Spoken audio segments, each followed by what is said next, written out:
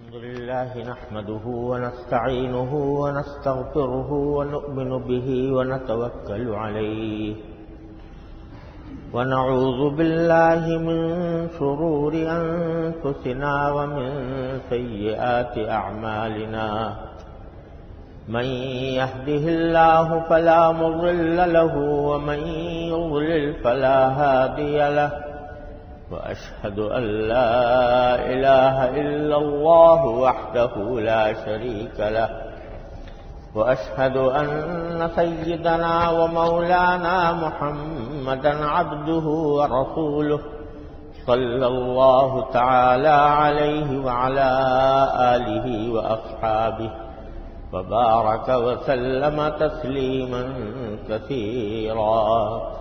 أما بعد فأعوذ بالله من الشيطان الرجيم بسم الله الرحمن الرحيم ويل للمطففين الذين إذا اكتالوا على الناس يستوفون وإذا كالوهم أو وزنوهم يخسرون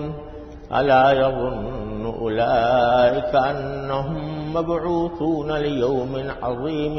يوم يقومون لرب العالمين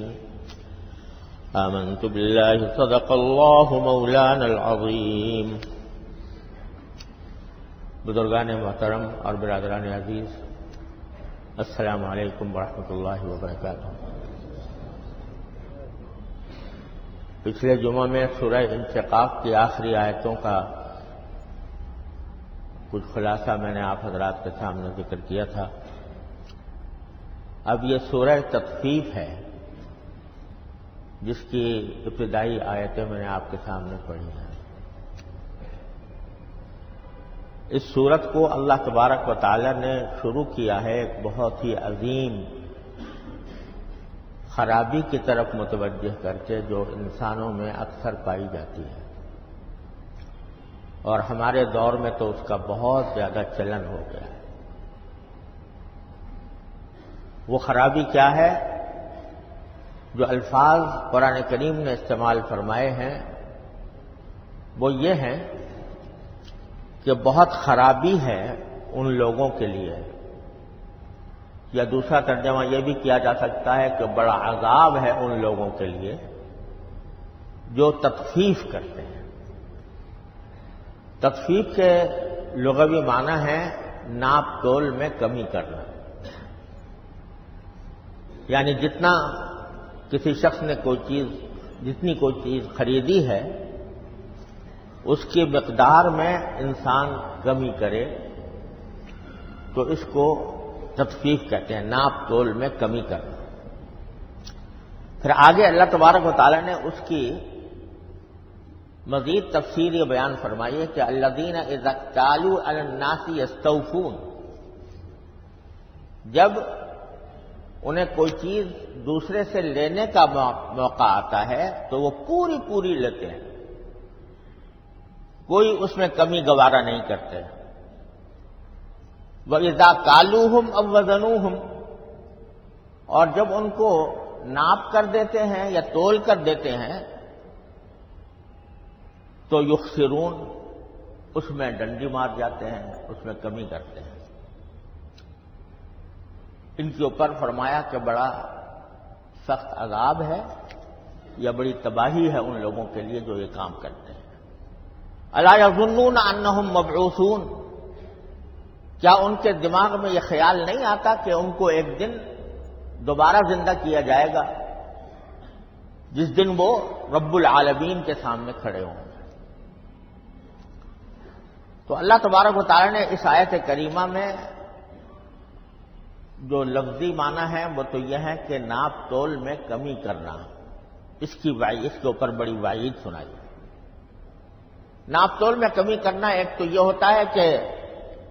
کوئی آدمی کوئی چیز بیچ رہا ہے اور جتنی خریدار نے خریدی ہے اس کے اندر کمی کر کے اس کو دے، ڈنڈی مار جائے. تو ایک تو ناپ تول میں کمی یہ ہے، اور اس کا تعلق خرید و فروخت سے ہے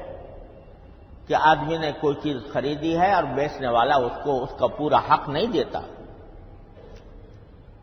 اور دوسرا ناپ تول میں کمی کے معنی یہ بھی ہے کہ جس کا جو حق انسان کے ذمہ واجب ہے وہ حق اس کو ادا نہ کرے، اس میں کمی کرے. اور قرآن کریم فرماتا ہے کہ یہ لوگ ایسے ہیں کہ جب اپنا حق مانگنے کا وقت آتا ہے تو ذرہ برابر اس میں کمی گوارا نہیں کرتے، پورا حق لینے کی کوشش کرتے ہیں اور اس وقت تک دوسرے آدمی کو چھوڑتے نہیں جب تک کہ اس سے پورا حق نہ لے لیں. لیکن جب دوسرے کو دینے کا وقت آتا ہے، کوئی حق دینے کا وقت آتا ہے تو اس میں وہ ڈنڈی مارتے ہیں اور دوسرے کو اس کا حق پورا نہیں دیتے. اس میں دو عظیم مسئلے ہیں جو قرآن کریم نے بیان فرمائے ہیں. ایک تو یہ کہ یہ معاملہ صرف خرید و فروخت کی ناپ تول ہی سے متعلق نہیں ہے، بلکہ حضرت عبداللہ بن عباس رضی اللہ تعالیٰ عنہ جو امام المفسرین ہیں اور جن کے بارے میں نبی کریم صلی اللہ علیہ وسلم نے دعا فرمائی تھی کہ اللہم علمہ الکتاب وفقہہ فی الدین، کہ اللہ ان کو قرآن کریم کا علم عطا فرما اور ان کو دین کی سمجھ عطا فرما. وہ اس آیت کی تفسیر میں فرماتے ہیں لِلِّكُلِّ شَيْءٍ وَفَاءٌ وَتَخْفِيفٌ، ہر چیز کے اندر یہ بات داخل ہے کہ آدمی جتنا حق ہے اتنا نہ دے. چنانچہ ایک مرتبہ ایسا ہوا کہ حضرت عبداللہ بن عباس رضی اللہ تعالیٰ عنہ کے سامنے ایک شخص نماز پڑھ رہا تھا. نماز پڑھتے ہوئے اس نے جو نماز کا صحیح طریقہ ہے کہ آدمی رکوع میں جائے تو اطمینان سے جائے، رکوع سے اٹھے تو اطمینان سے اٹھے، اور سجدے میں جائے تو سجدہ پورا کرے، تو اس قسم کی نماز نہیں پڑھ رہا تھا بلکہ جلدی سوچل میں آیا کر کے وہ رکوع سجدہ کر رہا تھا. تو جب نماز ختم ہوئی تو حضرت عبداللہ بن عباس نے اس سے فرمایا لقد کففت، تم نے تخفیف کی ہے، کیونکہ نماز اللہ تبارک و تعالیٰ کا حق ہے. اللہ تبارک و تعالیٰ کا حق تم نے پورا ادا نہیں کیا، نماز میں کمی کی. جس طرح سجدہ کرنا چاہیے تھا اس طرح سجدہ نہیں کیا، جس طرح رکوع کرنا چاہیے تھا اس طرح رکوع نہیں کیا. تو تم نے ایسا ہے جیسے ناپ تول میں کمی کی، اللہ تبارک و تعالیٰ کے حق کو اس کو پوری طرح ادا نہیں کیا. اور جب تم اللہ تبارک و تعالیٰ سے چاہو گے کہ وہ مجھے رزق دے، وہ مجھے صحت دے، وہ مجھے ساری پریشانیاں میری دور کرے، تو اللہ تبارک و تعالیٰ کے ذمے سمجھتے ہو کہ سارے کام میرے ایسے ہیں کہ مجھے پورے ملیں، اس میں ذرہ برابر کوئی کمی نہ ہو، اپنی خواہشات میری پوری ہوں اور ان میں سے کسی میں کوئی کمی نہ آئے. تو اللہ تبارک و تعالیٰ کے حقوق میں بھی تخفیف ہے کہ آدمی اللہ تعالیٰ کا حق اس کے صحیح انداز میں اس کو ادا نہ کرے، نماز میں کمی کرے، روزے میں کرے، زکوٰۃ میں کرے، حج میں کرے. جو عبادتیں ہیں ان کے اندر بھی تخفیف ہے، اس کے اندر بھی حق کا کم ادا کرنا ہے. اور حقوق العباد میں تو خاص طور پر اللہ تعالیٰ کے بندوں کے حقوق آدمی پورے ادا نہ کرے. اس کی ایک مثال یہ ہے کہ جب کوئی شخص کہیں ملازم ہوتا ہے تو اس نے اپنے 8 گھنٹے اس محکمے کو یا اس کے مستاجر کو فروخت کر دیا کہ میں 8 گھنٹے اپنا کام ادا کروں گا اور پورا 8 گھنٹے کا وقت اس کام میں خرچ کروں گا. اب اگر وہ دیر سے جاتا ہے یا جلدی اٹھ کے آ جاتا ہے، 8 گھنٹے پوری ڈیوٹی نہیں دیتا، تو یہ اس ناپ تول میں کمی کے اندر داخل ہے. آج مزدوروں کی اور ملازموں کی انجمنیں قائم ہیں، ان کے حق میں ذرا کچھ کمی ہو جائے تو وہ طوفان اٹھا دیتی ہیں، احتجاج کرتی ہیں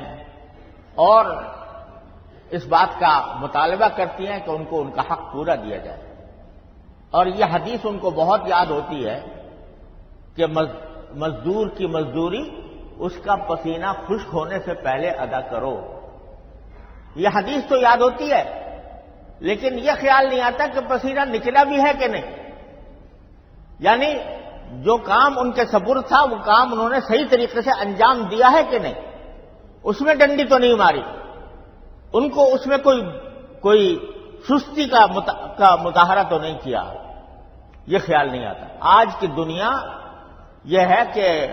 حقوق مانگنے کی دنیا ہے، حقوق دینے کی نہیں ہے. حقوق مانگنے کی دنیا ہے. ہر شخص تحفظ حقوق فلاں، تحفظ حقوق خواتین، تحفظ حقوق ملازمین، تحفظ حقوق مزدوران، یہ انجمنیں بنی ہوئی ہیں، اپنے حقوق کا مطالبہ کرنے کے لیے ہر وقت تیار ہیں. لیکن اس کا مطالبہ کہ میں جتنا وقت مجھے دینا چاہیے تھا وہ میں نے دیا یا نہیں، اور جس انداز سے مجھے کام کرنا چاہیے تھا اس طرح کام کیا یا نہیں،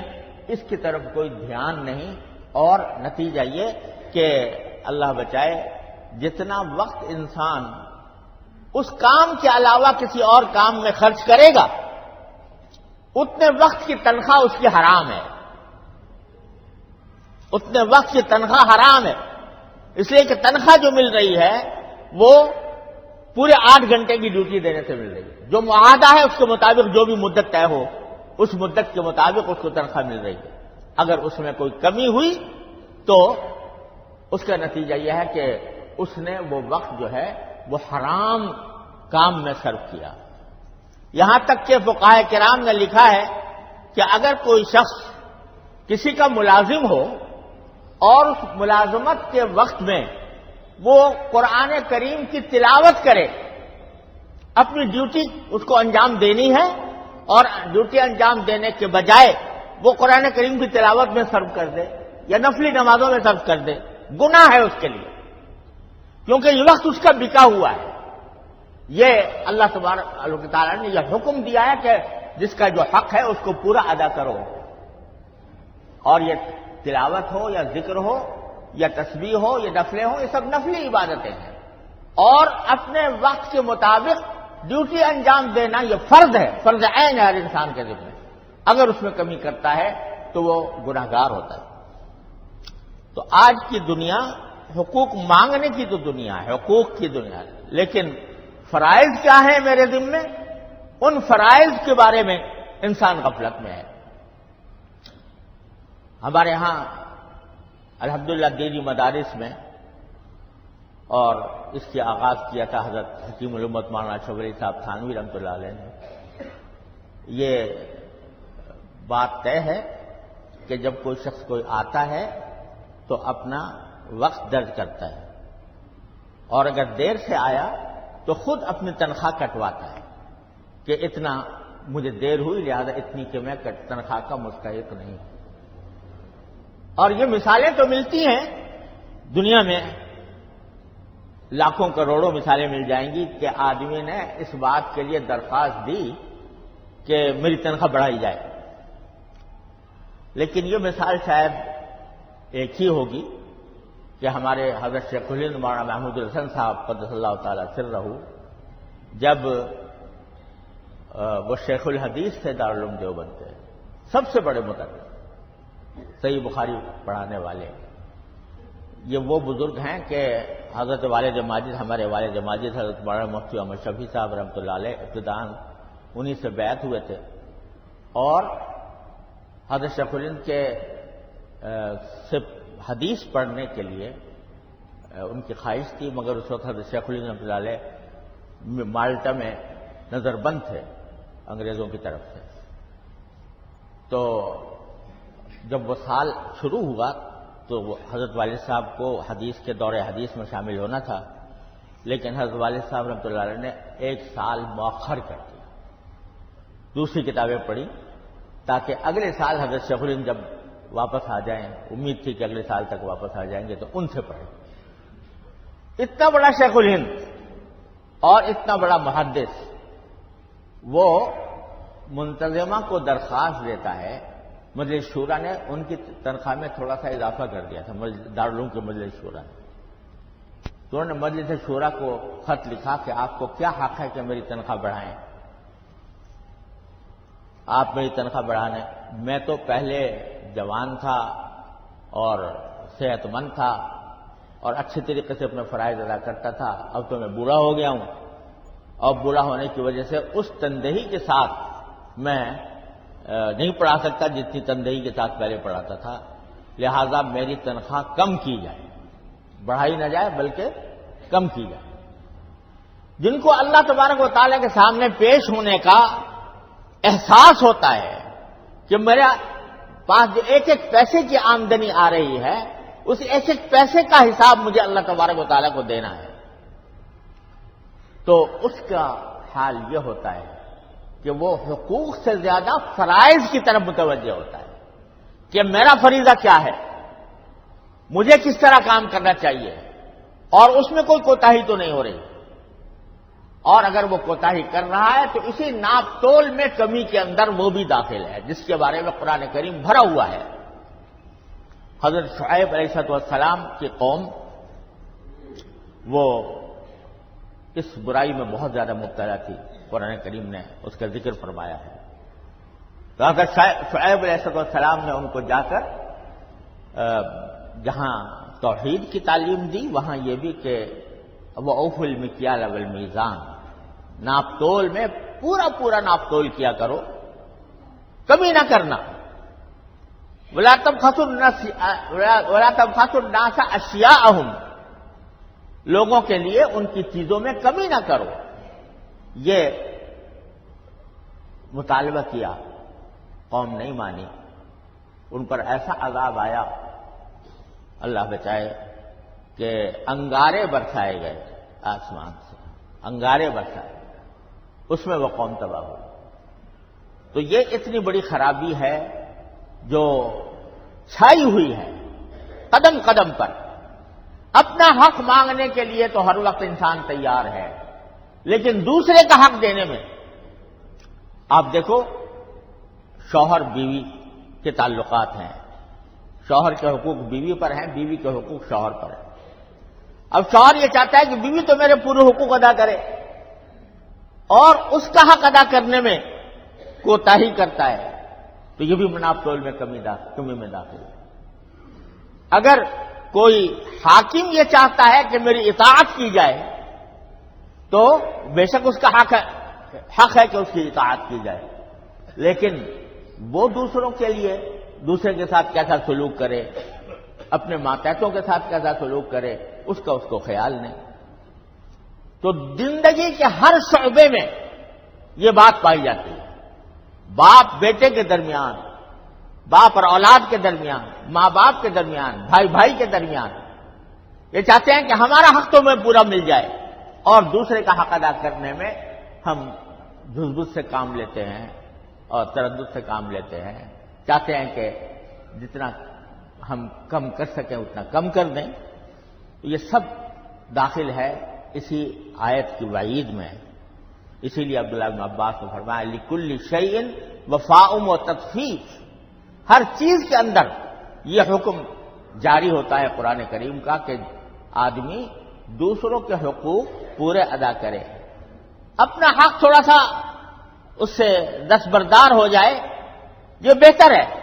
بنسبت اس کے کہ دوسرے کا ذرہ برابر کوئی حق ہمارے ذمہ ہو، کیونکہ آخرت میں اس کی معافی کا کوئی راستہ نہیں ہے، توبہ سے بھی معاف نہیں ہوگا، توبہ سے زنا معاف ہو جاتا ہے، شراب نوشی معاف ہو جاتی ہے، لیکن دوسرے کا حق مارنا، اس کی معافی صرف توبہ سے نہیں ہوگی۔ اللہ تعالیٰ کہتے ہیں میں اس وقت تک معاف نہیں کروں گا جب تک کہ میرے بندے کا حق ادا نہ کرو یا اس سے معافی نہ لو، اگر وہ معافی دے گا تب تو میں بھی معافی دوں گا، لیکن اگر اس نے معافی نہ دی تو میں بھی تمہیں معافی دینے کے لیے تیار نہیں۔ اتنا سنگین معاملہ ہے، لیکن ہمارے معاشرے کے اندر افسوس ہے کہ اس کی طرف دھیان دینے والے بہت کم ہیں۔ الحمدللہ ہیں، اور بہت سے لوگ ہیں کہ جو اس کا خیال رکھتے ہیں، جن کے دل میں اللہ تعالیٰ کا خوف ہے، آخرت کی فکر ہے، جو تقوی کی صفت سے متصف ہیں تو الحمدللہ وہ اس کا پورا خیال رکھتے ہیں، لیکن معاشرے میں عام طور سے یہ بگاڑ پھیلا ہوا ہے۔ اللہ تبارک و تعالیٰ اپنے فضل و کرم سے، اپنی رحمت سے ہمیں اس گناہ سے بچنے کی توفیق عطا فرمائے۔ دیکھو یہ کہ مجھے اللہ تعالیٰ کی طرف فرمایا الا یظن اولئک انہم مبعوثون، جو لوگ اس طرح حق تلفیاں کرتے ہیں تو کیا ان کو یہ خیال نہیں آتا کہ اللہ کے سامنے جا